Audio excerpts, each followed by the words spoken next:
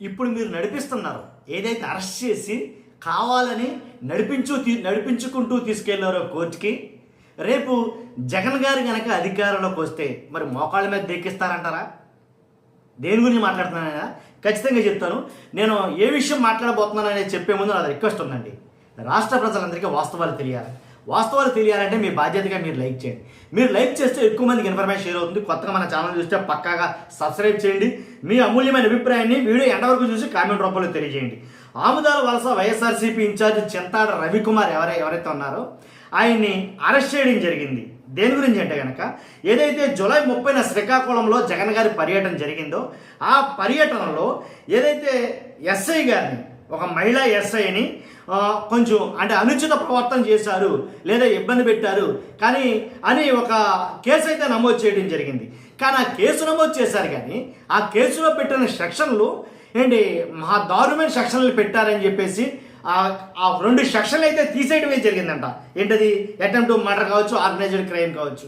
ఈ 2 సెక్షన్లు తీసేసిన తర్వాత ఇదంతా ఒకటి అయితే కనుక అరెస్ట్ చేశారు. ఓకే, అరెస్ట్ చేసిన తర్వాత ఆయన తీసుకొచ్చి ఎస్పీ ఆఫీస్ దగ్గర అక్కడ కారు పాడైపోయిందని ఆగిపోయి అక్కడి నుంచి ఆయన దింపి కిందకి అక్కడి నుంచి కోర్టు వరకు నడిపించుకెళ్ళారు. కోర్టు వరకు నడిపించుకెళ్ళటమే కాదు, ఆయన చుట్టూ ఏదైతే మహిళా ఎస్ఐని అనుచితంగా ప్రవర్తించాడని అన్నారో అదే రకంగా చుట్టూ మహిళా కానిస్టేబుల్ని, ఎస్ఐల్ని పెట్టి నడిపించుకుని వెళ్ళడం వెనక ఉద్దేశం ఏంటి? వైఎస్ఆర్సీపీ నాయకులు ప్రధానంగా ఆరోపిస్తున్న ఆరోపణ ఇది. ఎందుకని నడిపించుకుని తీసుకెళ్లాల్సి వచ్చింది అని అయితే మాట్లాడతారు. కానీ అక్కడ జరిగింది ఏంటి?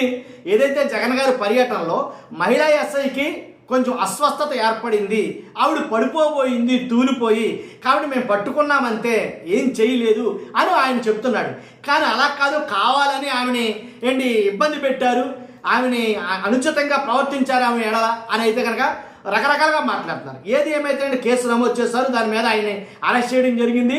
ఈ నడిపించుకు తీసుకుని వెళ్ళే విధానం ఏదైతే ఉందో కావాలని నడిపించుకుని తీసుకెళ్లారని అన్నారు. కావాలని నడిపించుకుని తీసుకెళ్లారని ఎందుకు అనుకున్నారంటే, ఒకవేళ ఎస్పీ గారి ఆఫీస్ దగ్గరే కారు ఆగిపోయింది, కారు ప్రాబ్లం వచ్చింది. కారు ప్రాబ్లం వస్తే అక్కడి నుంచి వేరే కారు ఉండదా? కావాలంటే తీసుకెళ్లాలంటే వేరే కారు మీద కూడా తీసుకెళ్ళచ్చు కదా. కావాలనే తీసుకెళ్లారు. అర్థమవుతుంది క్లియర్ కట్గా. కావాలనే నడిపించుకుని తీసుకెళ్ళారు, కావాలనే ఆయన చుట్టూ మహిళా కానిస్టేబుల్నే పెట్టారు, మహిళా ఎస్ఐల్ని పెట్టారు, కావాలని ఇదంతా జరిగింది అనేది మాట. తప్పు లేదు, అధికారంలో ఉన్నారు కాబట్టి నడిపించుకుని తీసుకెళ్ళడంలో ఇబ్బందే లేదు. కాకపోతే రేపన్న రోజు ఒకటి ఉంటుంది, ఖచ్చితంగా ఆ రోజున ఒకవేళ మేము అధికారంలోకి వస్తే అని వైఎస్ఆర్సీపీ నాయకులు అంటారు, మేము అధికారంలోకి వస్తే కనుక నడిపించుకుని తీసుకెళ్లే విధానం కాస్త మారొచ్చేమో కదా అని అయితే మాట్లాడతారు. కాబట్టి రాజకీయంగా ఏ పార్టీ ఎప్పుడు కూడా ఒకే పార్టీ అధికారంలో అయితే ఉండదండి. కాబట్టి వైఎస్ఆర్సీపీ వాళ్ళు అంటే నడిపించుకుని తీసుకెళ్తారు, లేదంటే కనుక రకరకాలుగా అవసరమైతే కార్లు కూడా అప్పుడే చెడిపోతాయి. అంతేకాదు పోలీసులు అందరూ కూడా ఎక్కడికో వెళ్ళిపోతారు. వచ్చిన వాళ్ళంతా గోడలు దులికి లోపలికి వెళ్ళిపోతా ఉంటారు. ఇలా 1, 2 కాదు. రాస్తారోకోలు చేస్తేనేమో జగన్ గారి పర్యటనకేమో పోలీసులు ఉండరు. కాబట్టి ఇవన్నీ 1, 2 కాదు, అన్నీ కూడా మీకు అనుకూలంగానే జరుగుతున్నాయి అన్నట్టుగా మాట్లాడతారు. ఇక్కడ సంఘటన చూస్తే కనుక అలా అనిపించింది. వాస్తవంగా అయితే కనుక కావాలనే నడిపించుకెళ్ళారని క్లియర్ కట్గా అర్థమవుతుంది. చూసే వాళ్ళకి ఎవరికైనా తెలుస్తారు ఈ విషయం.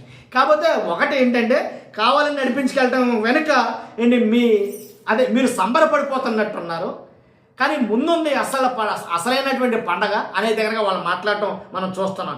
కాబట్టి ఇది జరిగిన ఆ విధానం ఏదైతే ఉందో ఆయనకి రిమాండ్ విధించడం జరిగింది. మొత్తానికి కావాలనే చేశారు ఇదంతా అని అయితే మాట్లాడుతూ చూస్తున్నాం. మీరందరూ కూడా మీ అభిప్రాయం ఏంటి? ఖచ్చితంగా చింతాడ రవి గారిని అరెస్టు చేసుకెళ్ళి అలా నడిపించుకుని తీసుకెళ్ళడం పట్ల వాళ్ళ ఉద్దేశం ఏంటి? మీ అభిప్రాయం ఏంటి? ఖచ్చితంగా కామెంట్ రూపంలో తెలియజేయండి. ఫస్ట్ అయితే లైక్ చేయండి. Thank you very much.